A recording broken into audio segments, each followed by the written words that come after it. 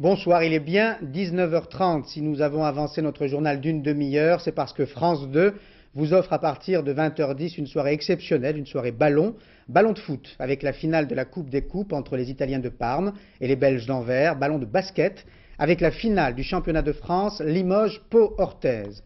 Auparavant, les nouvelles du jour, l'état de santé de Jacques Chaban-Delmas tout d'abord. L'ancien Premier ministre a été opéré de la prostate, il va bien. France Gall a été opérée d'un cancer du sein le 22 avril, nous l'avons appris hier. La chanteuse a dû annuler ses concerts prévus à Bercy au mois de juin. L'audiovisuel public va faire l'objet d'un audit et devra avoir sa charte. C'est la volonté de notre invité, le ministre de la Communication. Bonsoir Alain Carignan. Bonsoir. L'UNEDIC, le régime d'assurance chômage, a besoin d'argent. Syndicats et patronat se tournent vers l'État. Enfin, une pléiade de stars va gravir jeudi les marches du Palais au Festival de Cannes. L'une d'entre elles, membre du jury, nous rendra visite avant l'heure, ce soir, Claudia Cardinal. Avant de développer tous ces titres, une information qui va satisfaire Jean-Paul II, parti en croisade contre la mafia le week-end dernier. Une opération spectaculaire a été déclenchée simultanément dans 3 pays, la France, l'Italie et l'Allemagne. 35 personnes soupçonnées d'être liées à la mafia ont été arrêtées. Reportage sur la Côte d'Azur de Michel Fine et Philippe Turpot. L'homme, habillé d'un jogging blanc, s'appelle Antonio Sarnataro. De nationalité italienne, 49 ans, il était le parrain du réseau. Les policiers sont venus le cueillir ce matin à l'aube sur son yacht amarré dans le port de Cap d'Aille, près de Monaco.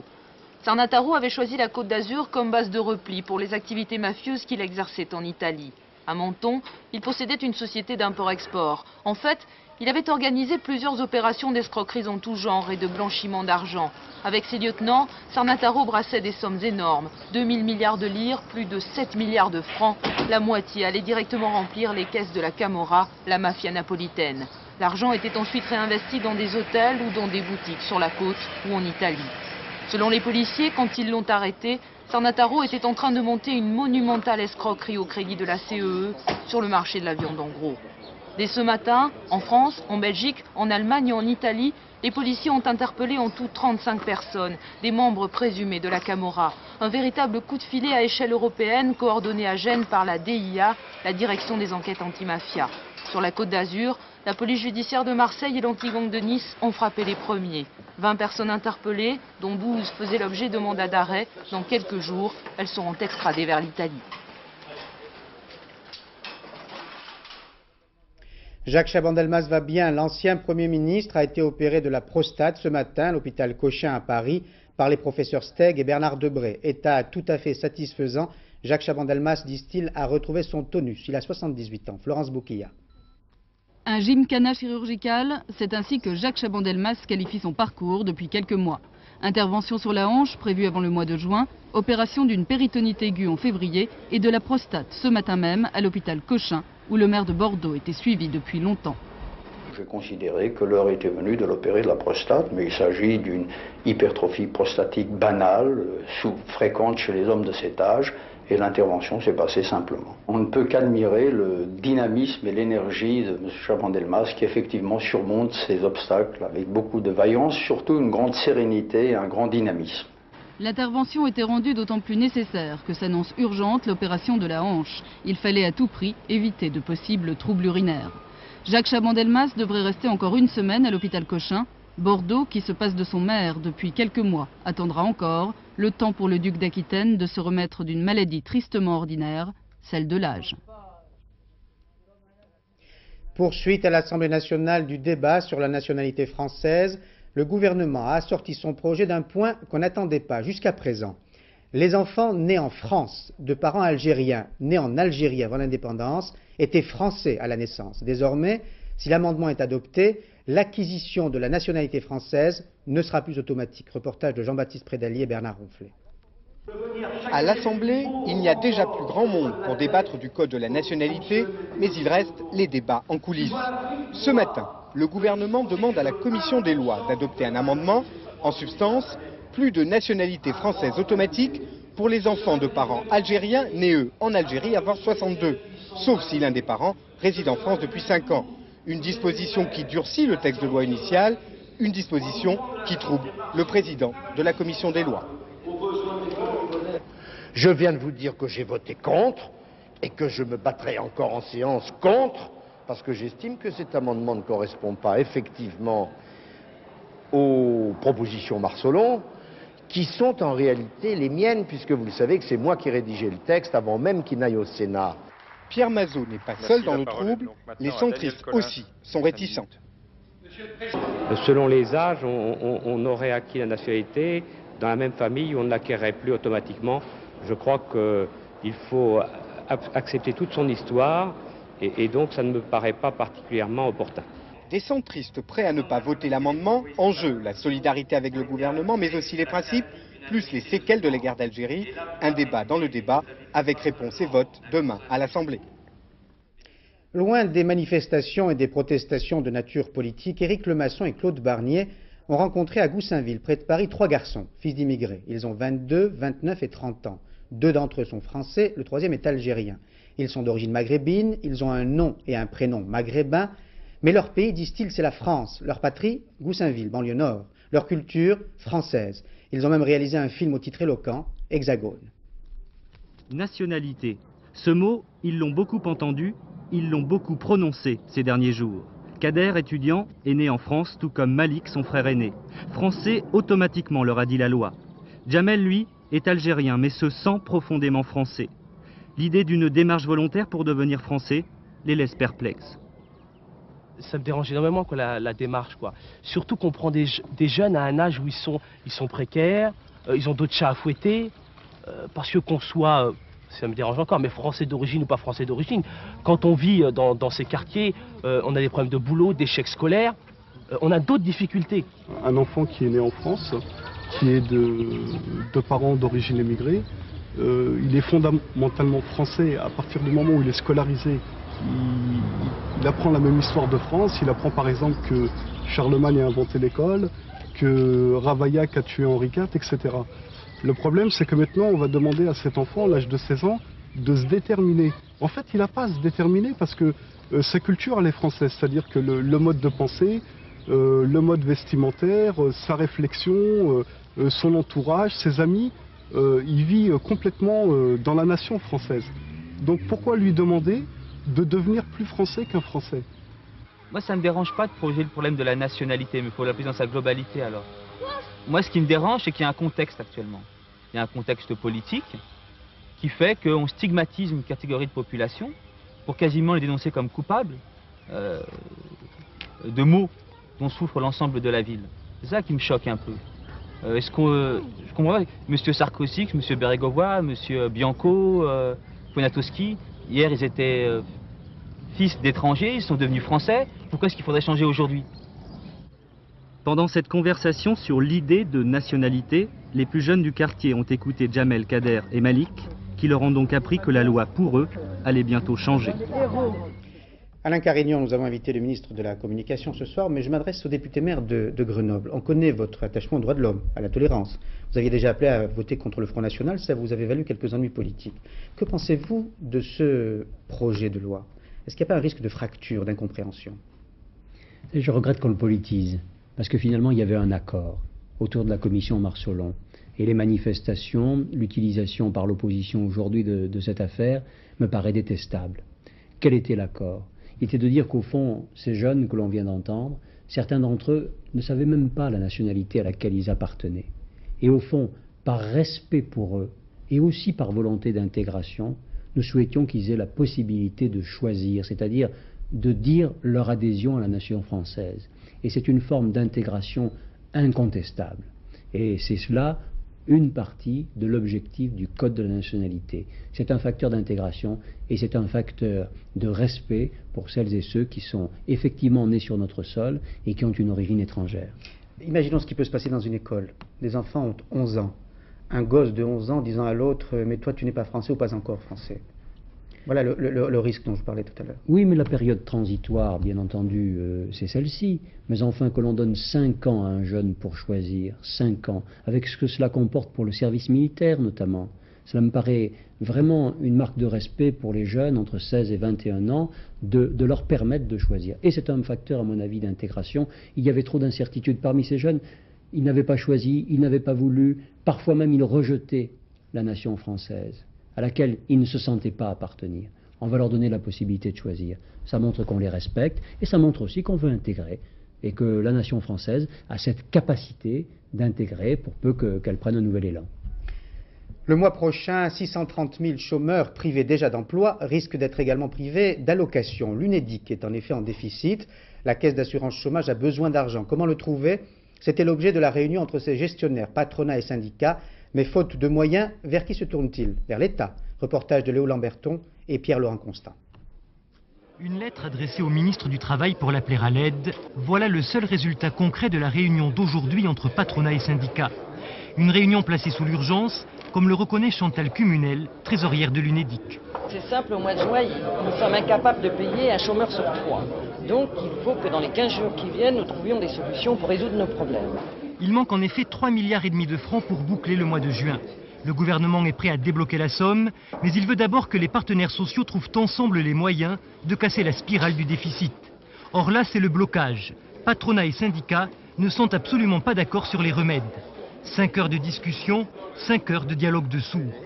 Ils se retrouveront le 25 mai et là, ils devront s'entendre car il y va de leur crédibilité et de la survie du régime.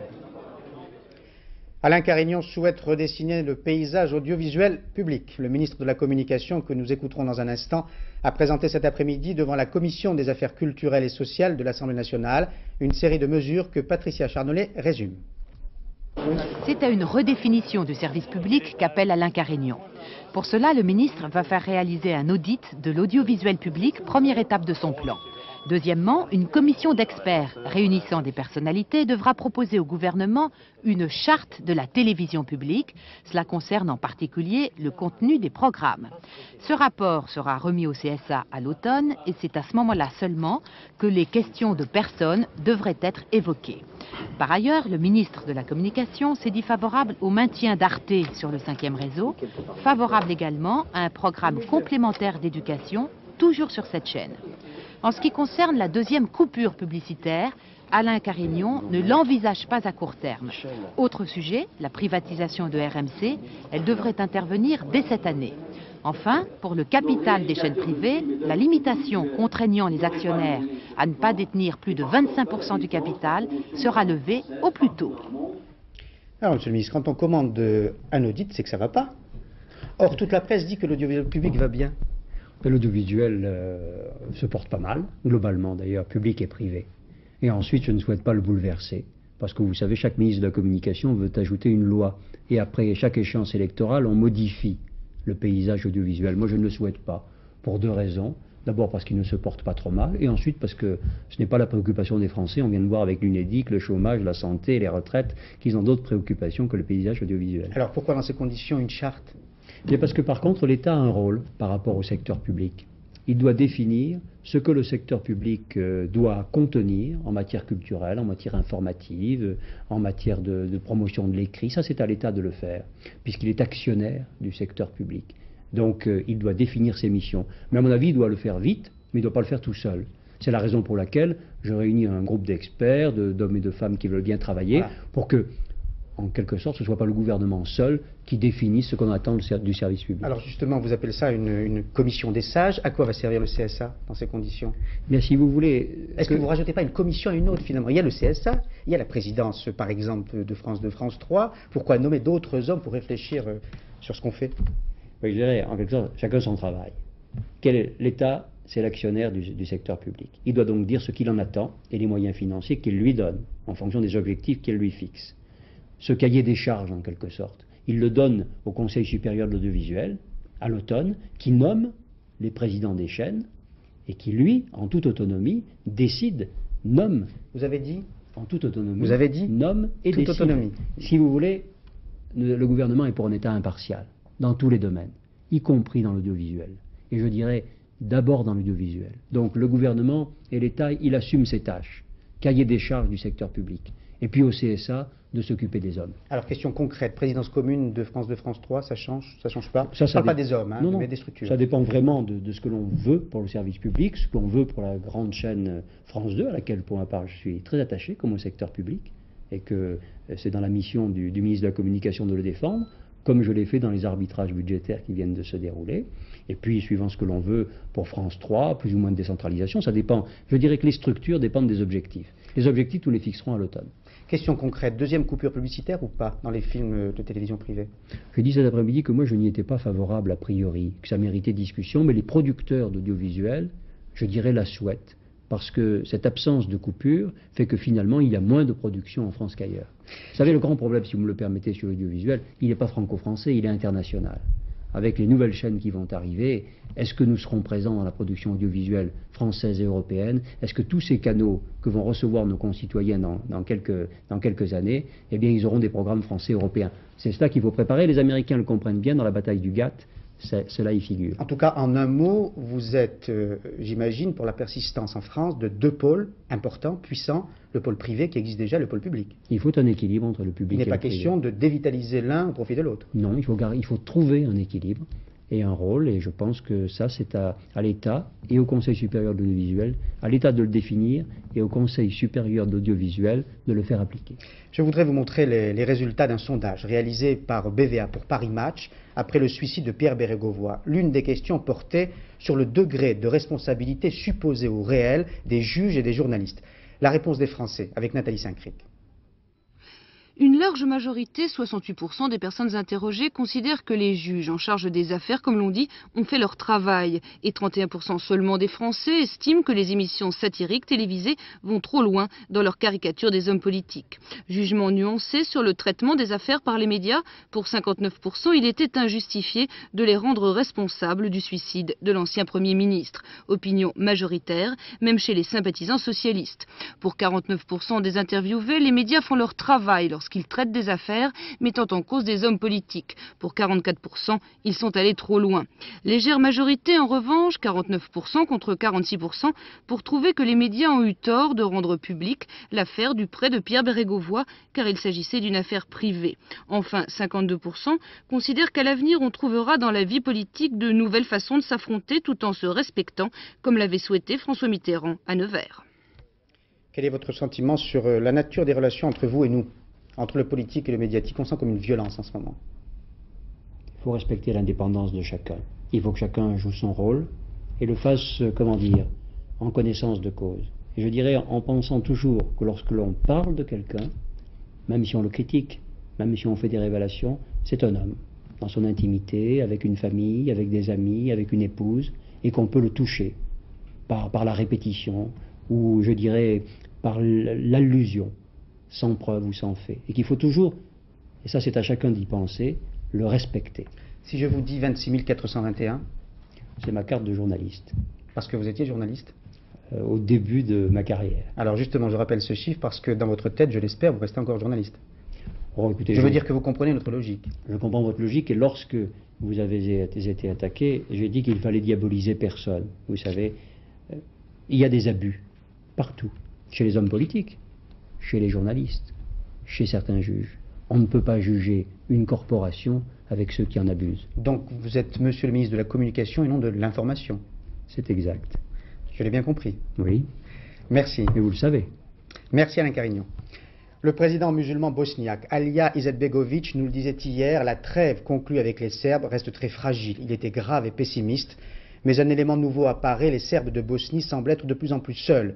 Leur entêtement est tel que les Serbes de Serbie eux-mêmes prennent leur distance, et cette attitude a des effets. Reportage de nos envoyés spéciaux Isabelle Bechler et Alain Poirier. Kalotina, frontière bulgaro-serbe. Il y a 2 semaines encore, malgré le premier embargo contre la Serbie, les camions se bousculaient et parvenaient à convaincre les douaniers. Aujourd'hui, il n'y a plus guère qu'un trafic de fourmis qui viennent acheter côté bulgare l'essence qui sera revendue au marché noir en Serbie. L'embargo, renforcé depuis 15 jours, a rendu un peu plus difficile la vie des 250 000 habitants de Niš. Alors certains intellectuels de Serbie condamnent l'aide que Belgrade apportait aux Serbes de Bosnie et leur réticence à signer la paix. Monsieur Milošević a bien fait d'arrêter l'aide parce qu'il veut les forcer à signer. Et il faut qu'il le fasse.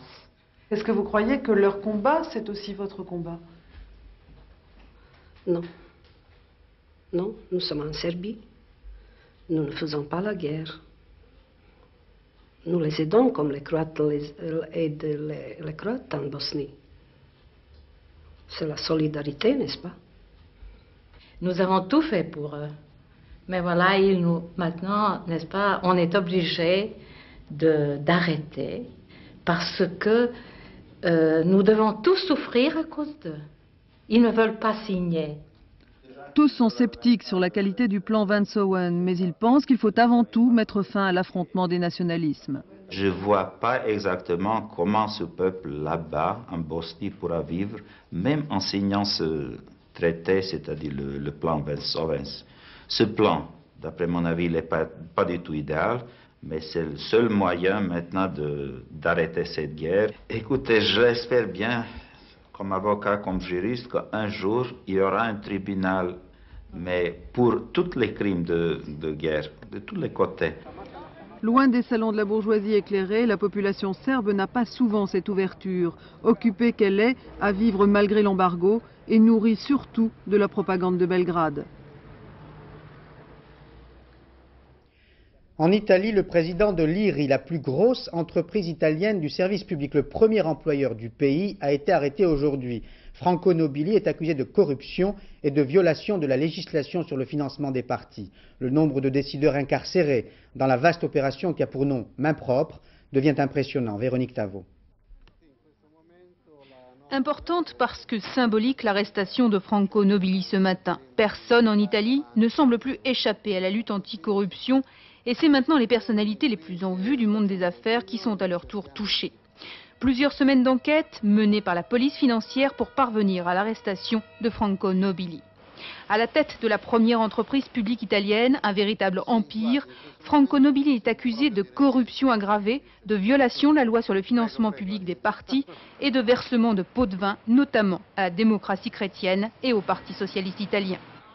Derrière cette nouvelle arrestation, le juge milanais Antonio Di Pietro, le juge symbole de l'Italie honnête. C'est lui qui inlassablement traque le monde de la politique et celui des affaires et mène un combat sans merci contre la corruption.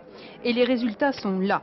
Depuis le début de l'opération Main propre, il y a un an, 1450 personnes ont été arrêtées et 9000 font l'objet d'enquêtes approfondies. Procès du sang contaminé, 8e jour, différent du 7e, le docteur Garetta s'était montré hier offensif. Il a dû changer d'attitude et a dû se justifier de nouveau devant les questions précises et pressantes des hémophiles. Récit de Dominique Verdeillan et Philippe Dumail.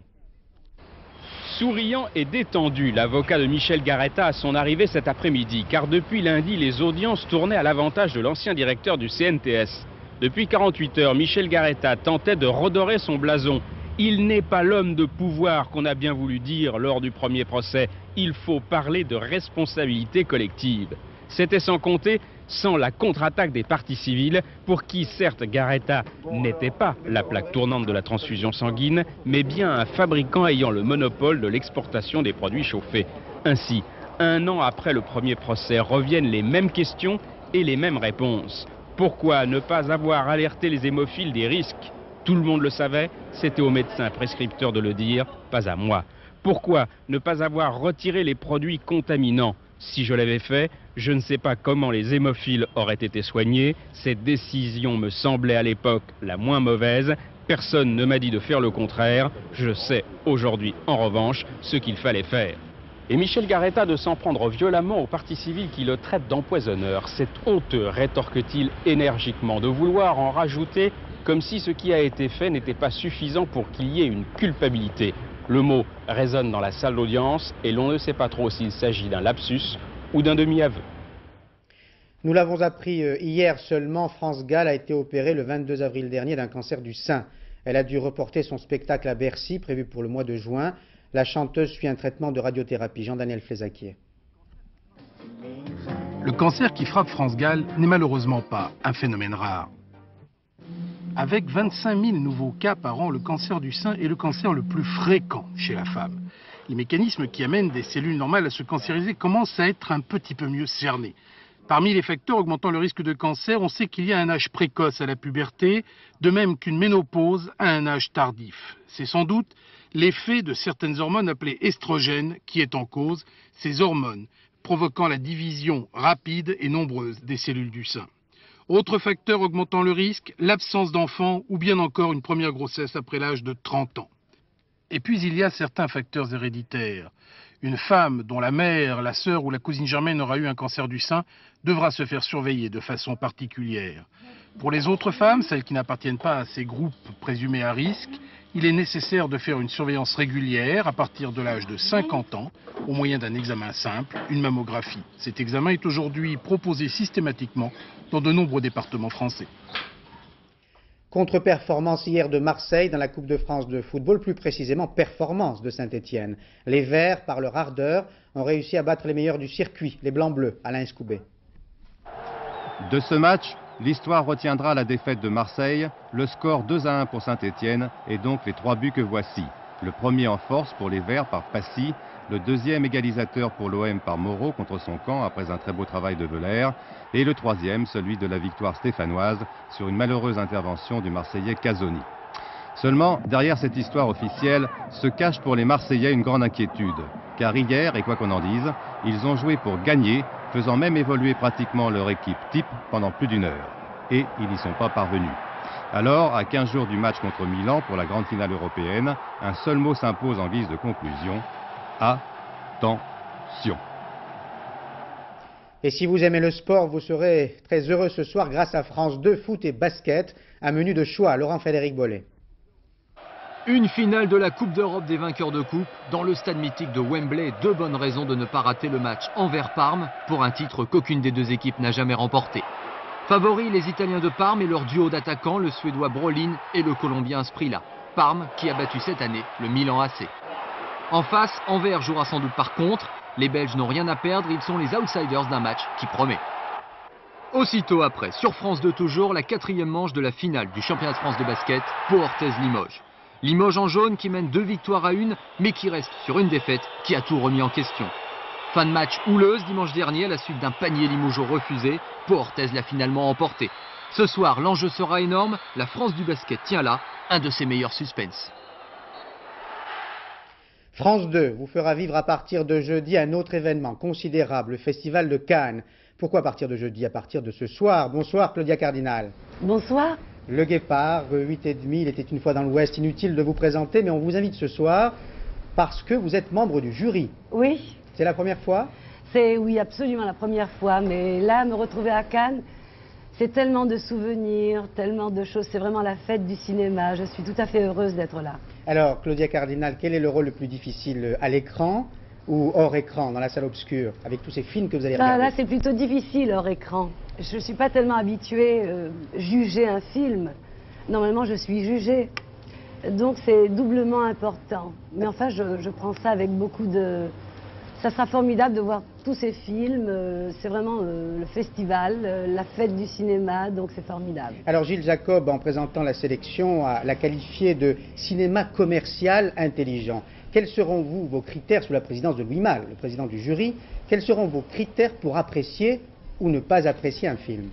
Ah, il y a beaucoup de facteurs, c'est un peu difficile de vous le dire. Ça dépend des films, ça dépend. Il y a des films qui sont intéressants parce que c'est un langage différent, moderne.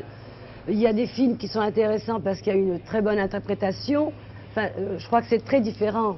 Mais vous allez privilégier l'émotion ou la qualité esthétique du film vous-même? La qualité. La qualité. Oui. Alors ce 46e festival est, dit-on, dédié aux femmes. J'avoue ne pas comprendre parce que sans vous, sans les femmes, il n'y a pas de festival. Il est toujours dédié aux femmes. Ah ben, il faut avoir partout des femmes, pas seulement au festival. Alors pourquoi l'est-il particulièrement? Parce qu'il y a des femmes metteurs en scène? Parce qu'il y a des actrices, bien sûr, des femmes metteurs en scène. Il y a beaucoup plus d'hommes d'abord. Hein. Il faut dire que les hommes sont plus nombreux. Comme d'habitude. Oui. Mais il n'y a jamais eu de palme d'or féminine? Non. C'est ce qu'on m'a dit. Oui, c'est vrai. Et ça pourrait être le cas cette année? Ben, on va essayer de se battre. On parle du film de Jeanne Campion. Oui, il y a beaucoup de films intéressants. Mais vous n'avez pas encore vu? Ah non. Donc vous allez commencer à voir les films quand? Demain. Demain. Oui. Et vous n'allez pas quitter la salle? Ben, on a plusieurs films à voir par jour, oui. Alors, Pierre Géraud, donc, qui est à Cannes pour préparer toute cette opération pour nous, pour France 2, me dit que vous sortez d'un tournage tout à fait original. Lequel? Ah oui, j'ai tourné avec Blake Edwards, le fils de la Panthère Rose qu'on a tourné un peu partout dans le monde. Et il va sortir cet été. Et aussi rose que les précédents? Ah bah ça c'est délirant, un film délirant je crois. Complètement rigolo? Ah oui, absolument. Et quel rôle jouez-vous? Je suis la maman de Roberto Benigni qui est vraiment plus fou que ça, c'est pas possible. Donc on a un peu une idée du film. Merci Claudia Cardinal pour ces premières précisions, ce premier témoignage. On va vous laisser regarder tous les films. On vous retrouvera à la fin du festival évidemment pour avoir votre appréciation et peut-être votre vote. Merci et bon festival. Merci, au revoir. Sachez que Catherine Deneuve, nous l'aurons également dans le journal de 20h jeudi avec une interview. Et dimanche 23 mai, notre invitée sera Isabelle Adjani, qui fait son grand retour dans un film de Philomène Esposito, Toxique Affaire. Isabelle Adjani qui n'a pas parlé depuis fort longtemps.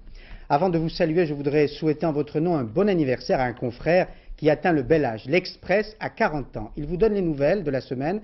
Regardez, de la même façon qu'en 1953, la forme est la même, le contenu évidemment a changé. Et en prime, l'Express vous présente dans son format d'aujourd'hui, c'est-à-dire en couleur, les Français d'aujourd'hui, une succession de portraits croustillants et ressemblants. L'événement du jeudi, d'ailleurs pas jaloux, célèbre même cet anniversaire de l'Express à la une de son journal. Voilà, dans quelques minutes à 20h10, Didier Roustan et Michel Hidalgo vous feront vivre la finale de la Coupe d'Europe des coupes de football entre Anvers et Parme. Puis, à la mi-temps, 21h, la météo de Nathalie Riouet, puis 22h05, Patrick Montel et André Garcia vous feront vivre la finale du championnat de France de basket, Limoges, Pau-Orthez, 23h45, Catherine Sellac, avec le dernier journal. Et demain, 7h50, Gérard Leclerc recevra Louis Mermaz. Bonne soirée sport sur la 2. À demain 20h. Bonsoir.